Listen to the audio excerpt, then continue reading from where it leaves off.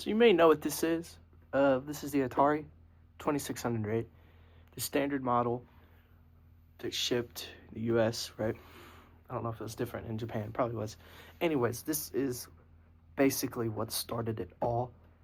One of the first big video game console systems that you could play in your house. That was the big deal about this, is that you could play the games in your house on your TV. Plug it into power, in the TV, boom, pop a game in, you're good. You don't have to, buy a huge arcade cabinet just to play video games in your house, right? But there was a problem with this. This released in 1979. People weren't like, oh, I'm going to go buy a video game. No. 80% of people who saw this didn't know what a video game was. So they had to market it very strategically. As you can see, it says video computer system at the top. Not video game, because, they don't know what a video game is. Okay? So they had to market this as a computer system, You can play electronic games and whatnot. So you can see the TV type button right there allows you to switch it from color to black and white, because people are still using black and white TVs. And then they use standard game cartridges,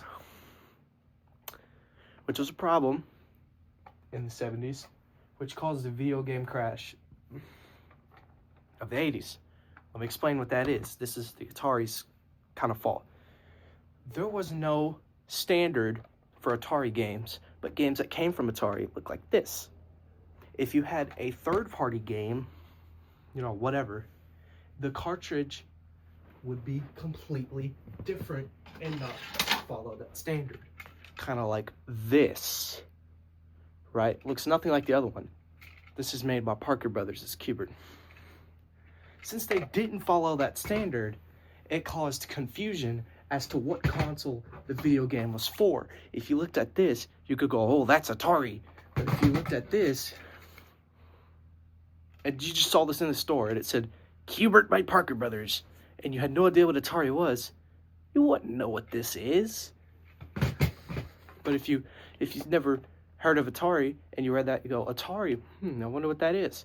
Do some research and find out it's the video computer system.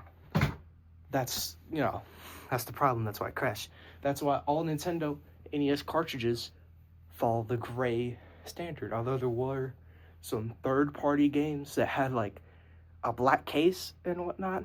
But, yeah, it didn't crash like the Atari here.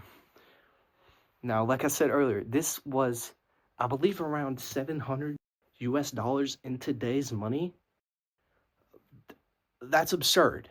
I'm going to look it up after this video and put it there, but I believe it translates $700 in today's money. That's a problem to people who want to play video computer system and Pac-Man at home. So what was their solution?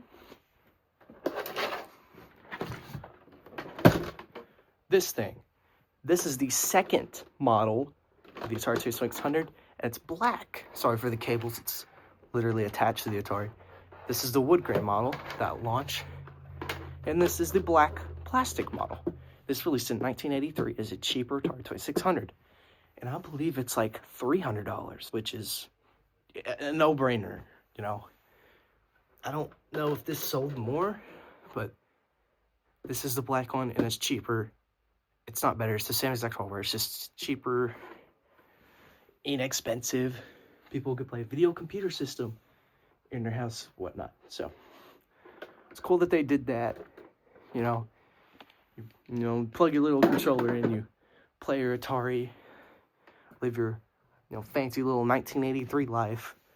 But I don't think this lasted very long, because the Nintendo basically killed that 1984, and then went to America in 1985, and that was a huge success for Nintendo.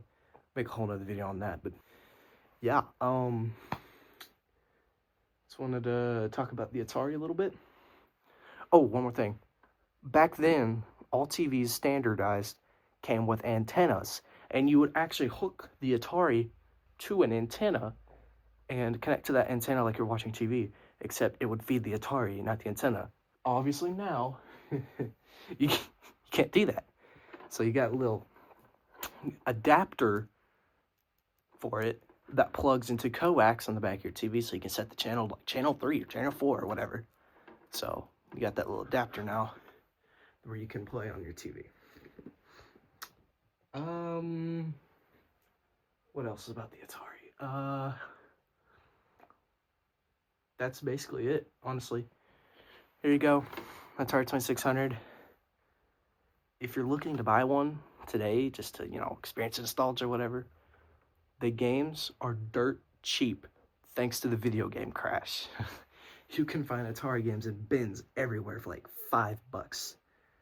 It's insane. Don't even get me started on the whole ET scandal.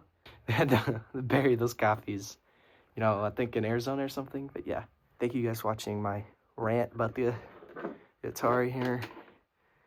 And if you can get yourself the first model, by all means do it. But just letting you know, it's the exact same as the cheaper plastic one, except it has wood on the front. They're essentially the same. But thank you for watching. Thanks for listening to my rant. Go buy some Atari. It's great fun. Get some friends to play it with you. All right. See you.